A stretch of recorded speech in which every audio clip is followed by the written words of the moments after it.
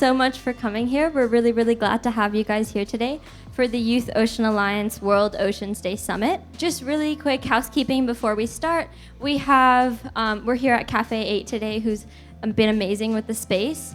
We have a lot of staff here who come from the Nesbitt Center and speakers sitting in the audience, and of course our audience online. We're really glad to have you guys here today, and I can't wait to get started.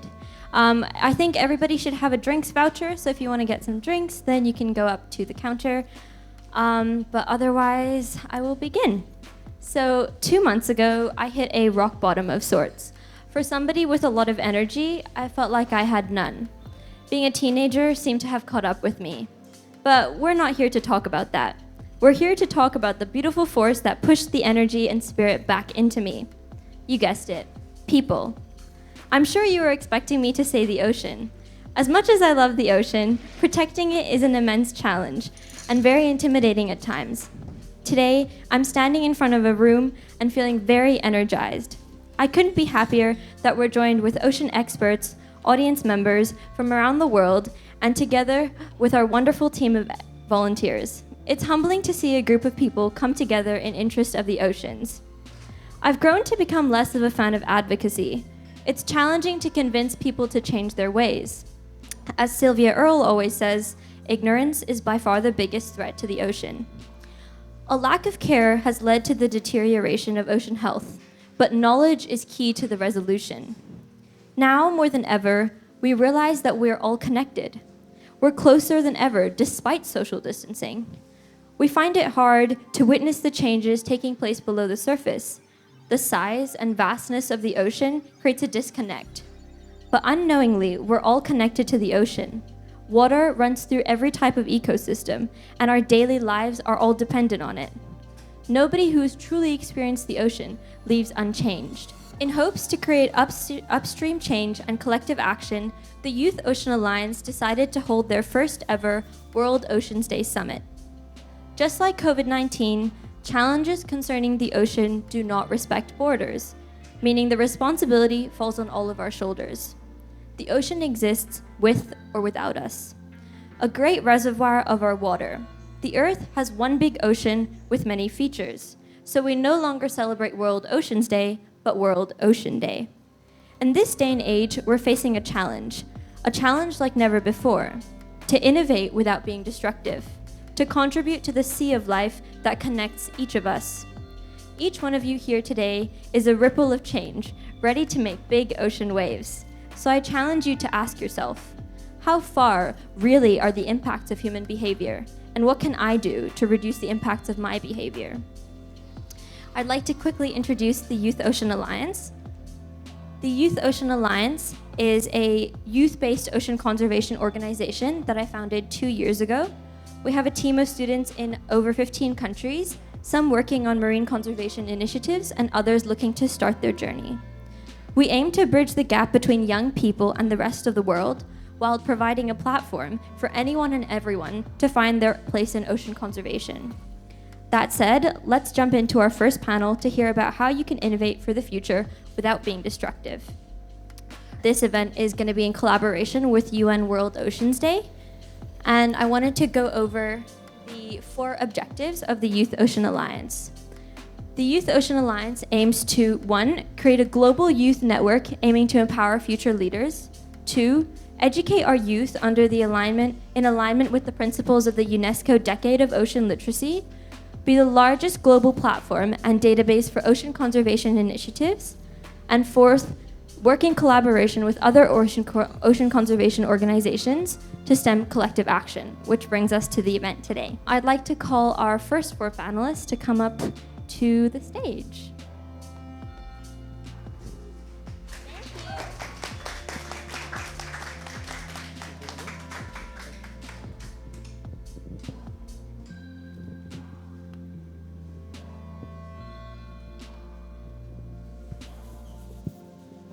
So this panel is going to be talking about ocean innovation of the era. So ocean innovation has definitely evolved. Ocean conservation has definitely evolved over the last 10 to 50 years. And I think that it's something that was very interesting to look into. I think a lack of care coupled with ignorance has led to the deterioration of ocean health, but knowledge is the key to the resolution. So bringing together some of the most knowledgeable people in their field and driven youth striving to unveil the evolution of protecting the oceans, from efforts to alleviate ocean plastic to floating marine laboratories. I'd like to introduce our panelists. We have Cesar Jung Harada, who's the founder of Scoutbots and MakerBay. We have Siddhant Gupta, who's the founder of Clearbot, and Open Ocean Camera as well. Dana Winograd, who is the co-founder of Plastic Free Seas, and Vikro Yu, who's the CEO of Archireef. Thank you for being here, guys. So the first question for today is, to what extent has ocean conservation evolved in the last 10 years, and in what ways? Okay, hey, well, firstly, thank you so much for having us all over. Super excited about the event.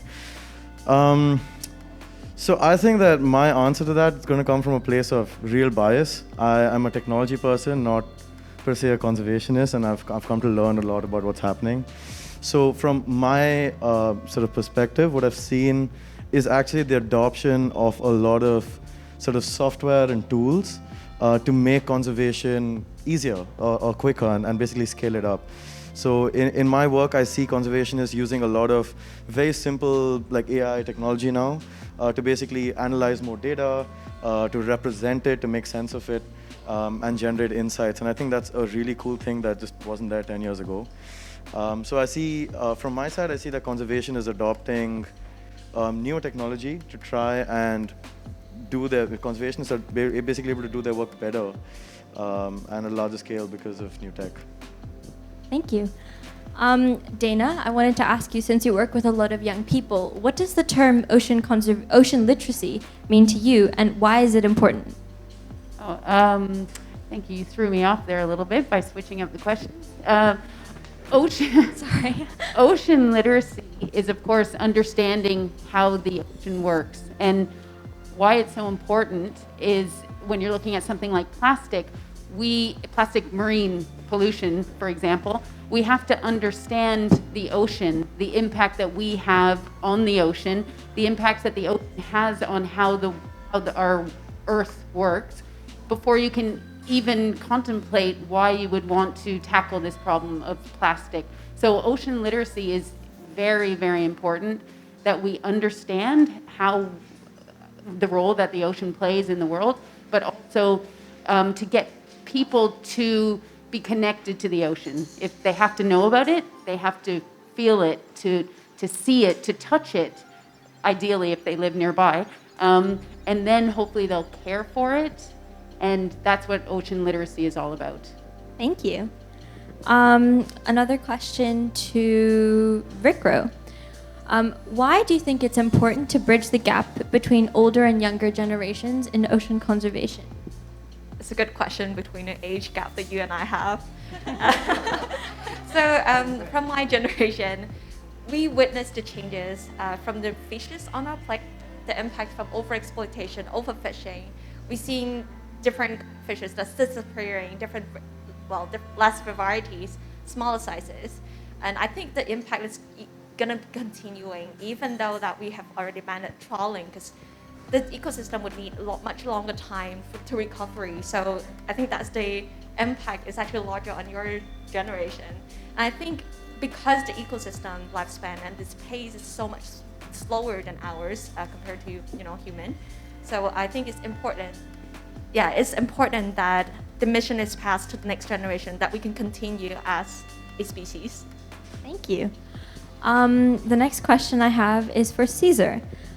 This question is actually one that I'm going to be asking to all the panelists, so meanwhile you guys can think of your answer. The question is, what is one ocean conservation initiative that you are currently working on?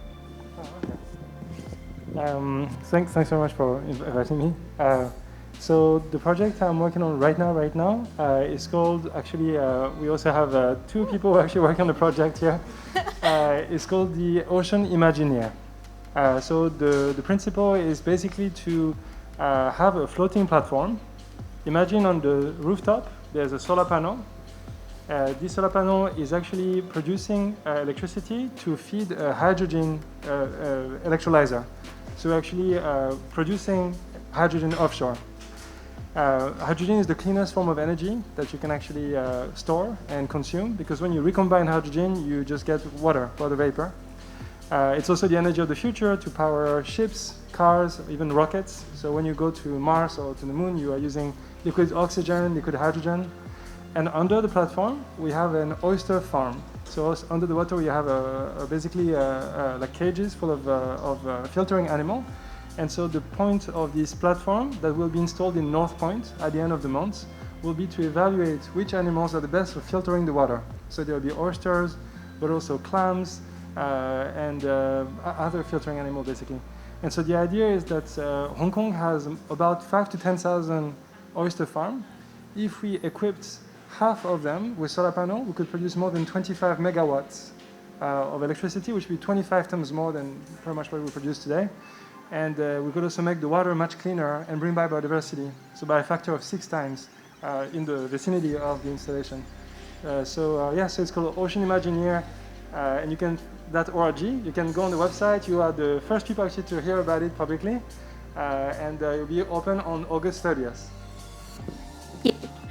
So anybody watching who's currently in Hong Kong, I think you could And Maritime Museum will be our education partner.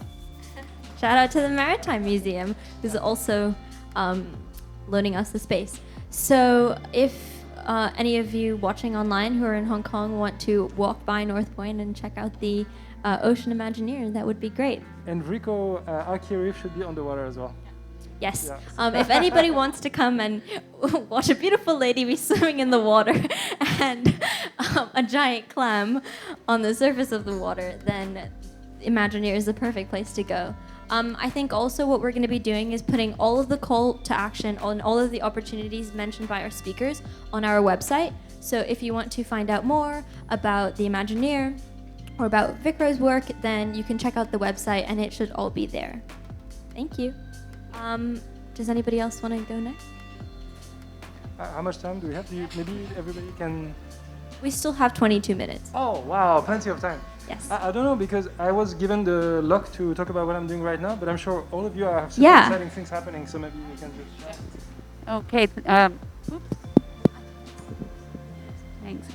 Okay. So, of course, Plastic Free Seas is not necessarily focused on innovation and really that type of work, but we do make sure that we're aware of all of these type of initiatives so that we can teach children and raise awareness. When we go into the schools, we're able to share that, because what we found is that different students and people respond differently about plastic marine pollution. So for some, it's visual. It's seeing the pictures of the rubbish. For others, it's knowing the plight of the animals in the ocean. But for some, it's going to be innovation. And that's what's so cool, is that we bring this information to the students, let them know what's going on out there, and let them know what's in their future. It doesn't even have to be their future. It could be right now, like the things that you're doing. But, future careers, that sort of thing, that there's a need for people to be working on innovation to help solve the problems of our ocean. But what we're working on at the moment are some campaigns to raise awareness of the issue of waste. Of course, waste that's ending up in the ocean. So we're doing a coffee cup campaign at the moment to try and get people to reduce the amount of coffee cups that they're using in the coffee shops. And the next campaign will be on packaging of produce in grocery stores. So again, the packaging is what's ending up in the ocean. So if we can raise awareness, get people to understand the problems to do with excessive packaging, hopefully we can get them to make wiser choices, change their behavior, but also work with the grocery stores who have the ability to reduce the amount of packaging they're using. Therefore, hopefully we'll see less plastic packaging ending up washing on our beaches and in the oceans. Thank you, Dana. I think another thing I'd like to highlight for this event is that it's been really nice to be able to invite all of these speakers, because a lot of them I've kind of seen growing up. I think I've worked with Caesar for almost 7 years now. Siddhant's helped me on various projects before, and Dana, I remember being a primary school student, like going on trips with Plastic Free Seas, where they would talk about working with grocery stores to get rid of the grass, the plastic grass and seaweed. So I think it's little things like that that kind of all contribute to feeling motivated to do this kind of stuff. So I really wanted to thank everybody here for all of that. Thank you. Rico, do you want to? So yeah, Arcureeve basically want to use 3D printing technology to make planting corals as easy as planting trees, and that's accessible to anyone. So if anyone that interested in STEAMs, workshops, education, conservation, and really building the connection together with innovative ideas, please reach out to us, and our website is arcureeve.co. So thank you again for having us here. Of course. Siddhant, do you want to? Sure, thanks. So, well, introduce myself. So I've been part of Clearbot, and at Clearbot, basically, we're trying to make robots and AI technology to collect plastic out of the ocean better. And so my call to action today is actually part of a program that we're doing with Plastic Free Seas.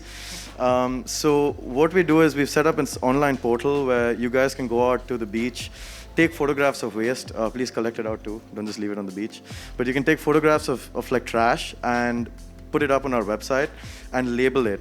And what that does is it helps us create a training database to train AI models to detect waste, right? And that's actually used in two ways. So one, on our robots itself, the robots get a little bit kind of better and more accurate at collecting waste in the water because they are running that same AI technology. And second is we are actually now working with some of the waste contractors in Hong Kong, and we're helping them segregate the waste better. Because what happens now is most of the time your waste goes to a transfer facility where if they can't segregate it, they just box it up and send it to the landfill. So having AI helps the contractor their cost for segregation, segregate more waste, which means more goes to recycling and less goes to landfill. So every picture you take, upload and label really helps us out. Thanks. I'll just add to that for the students out there, and you don't have to be in Hong Kong. You can participate in this citizen science project. It can go towards your CAST requirements if that's what you need, but it's a great way to help wherever you are by labeling the pictures that have been taken, or if you are in Hong Kong, taking the pictures. But it can help you towards your school requirements as well. Thank you. I think it's really interesting, and I decided to have the four of you speak together because all of your work kind of correlates with BICRO, helping with Caesar's Imagineer project, and then Maker Bay has definitely helped with Clearbot, and now Plastic Free Seas is running a campaign for the photos with Clearbot, so everybody's sort of interconnected. But I think Hong Kong kind of is a place like that where it's small enough to network with a lot of different people in the same field, which is very exciting. The next question I had is if you could give a one sentence about to our audience members, particularly the young people, on how to get started in ocean conservation, what would you say? And feel free to share your personal experiences on how you started.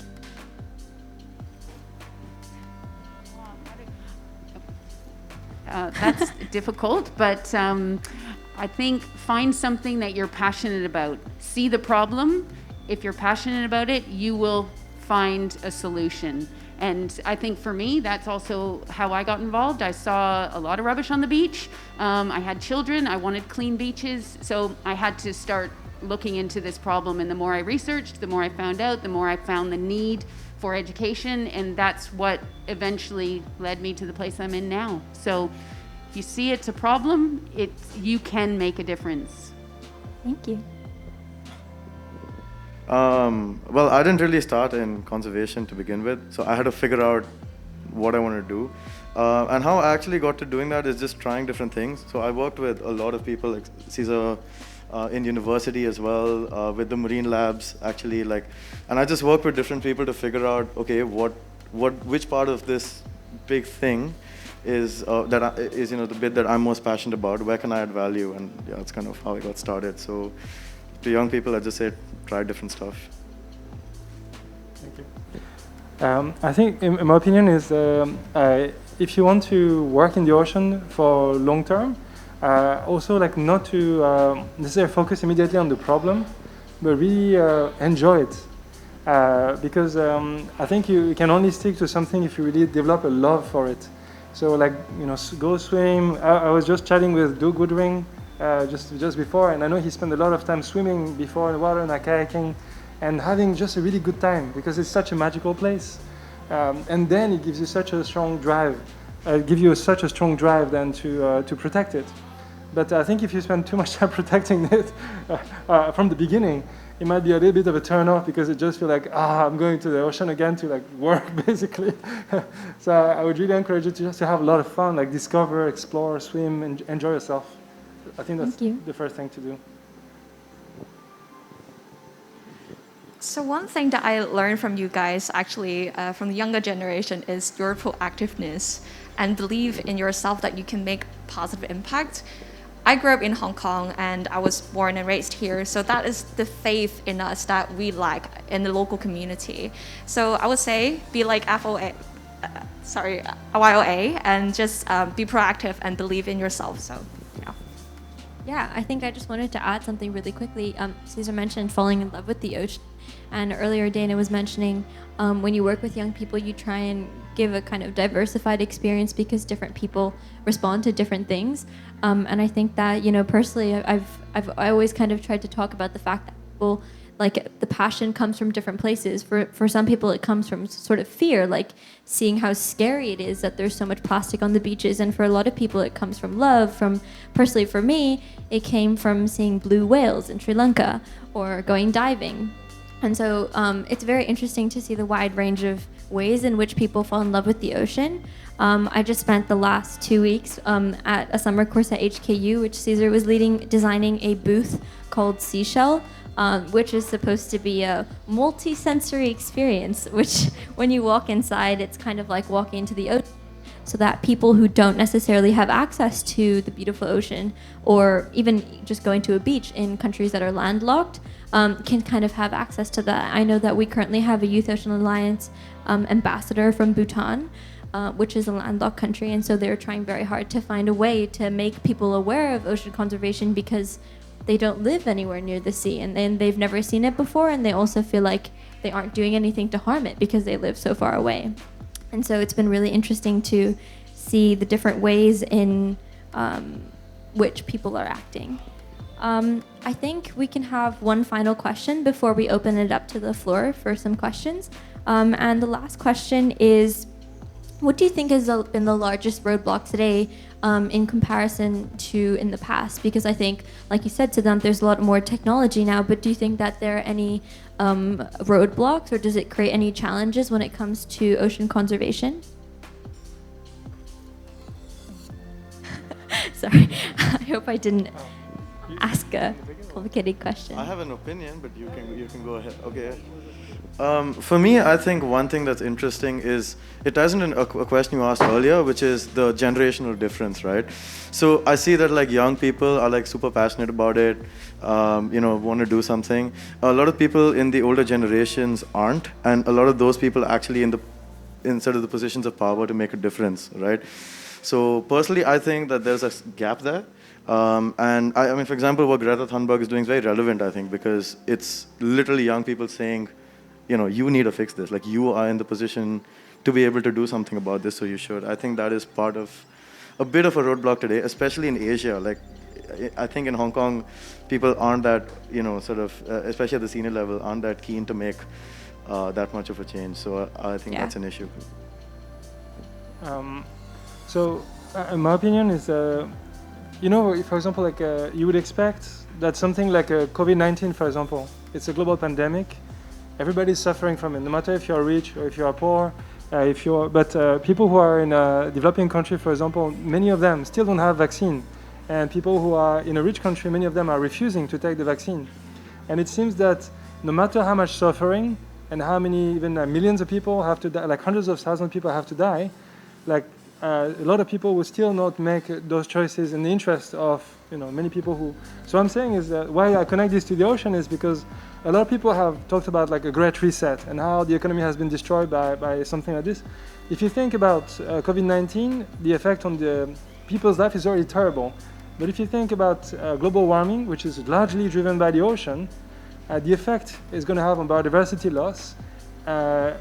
Like COVID-19 is going to be a footnote in the history of the biodiversity loss that is coming because of climate change.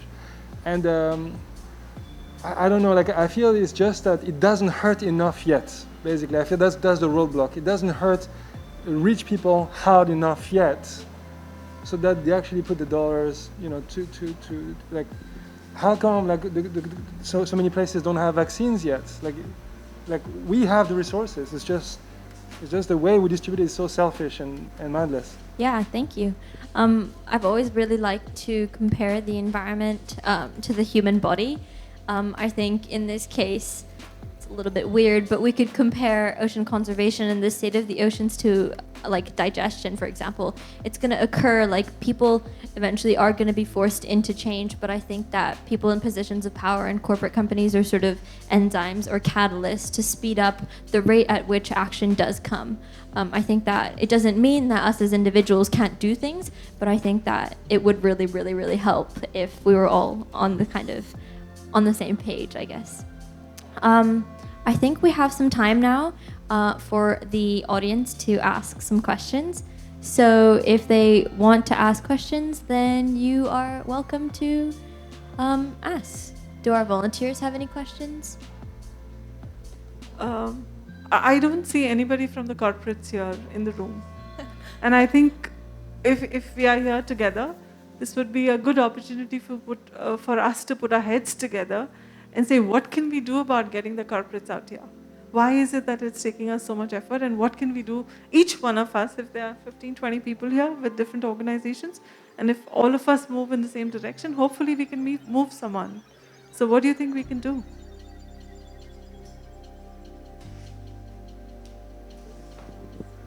May I put this question to the next panel, to the Maritime Museum, because I know that you are backed by the ship owner associations, right? So that means that the industry is helping to build Maritime Museum. So they must have a really strong interest in making sure the ocean is still alive and functioning. I don't know. Is that okay to Yes, of course. to push the question back to the audience? Cadence, do you have a question? Yeah.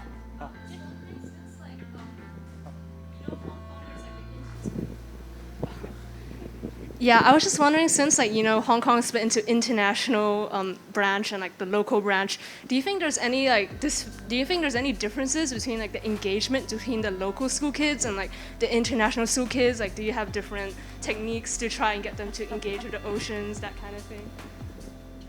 I can address that very broadly, in very generalizing. I think it's to do with the curriculum that the students are learning, to be honest. There's a lot to do with that. So the international schools have a lot broader curriculum. They may be talking about these global issues a lot more than what the local schools, and that is generalizing. There are local schools that are adding things into their curriculum, but I think it's fair to say that there is a lack of this kind of knowledge being shared within the local schools, just because of how the system works and how the time that they have and the exams that they have and everything else. So there's been less of an emphasis on it. So from that point of view, you have less awareness. So when we talk to the international schools, they're already at this level and we can go higher. But when you're talking to the local schools, they might not be as aware of the problem to begin with. So you're starting at a much more basic level. And also there seems to be less connection to the natural environment from the local community, and that might have to do with the weather. It's not so great to be outside, and a variety of other reasons. But there is this kind of disconnect with the natural environment, unfortunately, and that's what we're working on trying to enhance. Because, like I said earlier, you can't help something that you're not really aware of and that you don't have an interest in or an understanding of the need of the importance for it. So ocean literacy is so important for everyone. Okay. Yes, you had another question? 2 questions. So this question is from online, from Rachel Malvia, and she asks, why are fishing boats not held responsible for their nets, and why can't they be registered something like cars are before they go out to sea? I'm not an expert in fisheries or anything related, but I've heard that Taiwan is trying to execute that. I think it's a lot about the awareness. In the past, if we were talking about someone's livelihood, that is the untouchable things that you cannot curse like or point your fingers at someone that's doing that for their living. But nowadays, I think technology changed, and there are technology now that's available for us to track the system in a much tolerable cost, affordable cost. So I think people are trying to adopt that technology in a more practical term, and Taiwan is one of them. So perhaps you guys will. I have a classmate from the Royal College of Art in the UK. He's got a company called Safety Net. And what they do, they add those devices that they put inside of the nets, and they have different type of lighting that would be basically pushing or dissuading certain types of fish to get in. And so they are reducing bycatch a lot. So this is a kind of an IoT device that they add to nets. So that reduces bycatch, but it's not sort of giving a license plate, let's say, to each net. But I do reckon that would be technically definitely possible. But now I would see this only being implemented in countries that are, rich enough to have such technology system. What I've seen in other places that are not very rich is that where the fishermen were themselves very educated, and then working with the academics actually and their own fisheries, they know that it's in their best interest to control their catch, because they know that if they have too much bycatch, they will basically kill the next season. Or if they are if they're killing too much of a certain species, even that's not what they are collecting, that would destroy the ecosystem, so that would be bad for them. I really do think that last part is actually more important than the technology.